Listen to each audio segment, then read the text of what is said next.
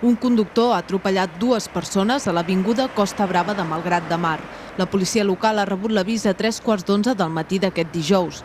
En arribar al lloc dels fets, ha trobat una noia d'origen xinès estesa a la carretera a uns metres d'aquest pas de vianants.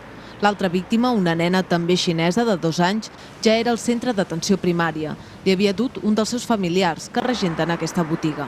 Segons els veïns, la noia i la petita són germanes. Asseguren que acostumen a creuar pel pas de vianants. De moment no està clar si l'atropellament s'ha produït en el pas. Pel lloc on s'ha trobat estesa la noia podria ser així, ja que l'impacte podria haver-la desplaçat aquests metres.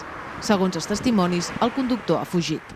Jo anava caminant pel carrer i he sentit que hi havia com un remull, llavors m'he girat i he vist un cotxe que s'adonava a la fuga i una nena que estava estirada al terra. Suposo que l'haurien d'acabar d'atropellar.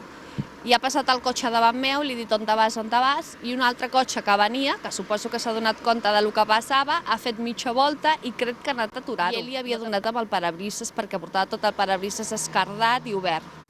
Se l'ha pogut interceptar uns metres més endavant.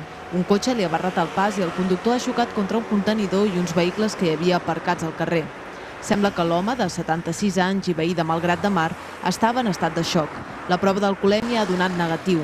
Està identificat però no detingut i ara caldrà determinar si se li pot imputar responsabilitat penal. Pel que fa a les víctimes, en el moment de redactar aquesta notícia, la noia es trobava ingressada a l'Hospital de Calella amb cops però sense que estamés per la seva vida. La petita, en canvi, es trobava en estat crític ingressada a la unitat de cures intensives de l'Hospital Sant Joan de Déu de Barcelona amb greus traumatismes al crani.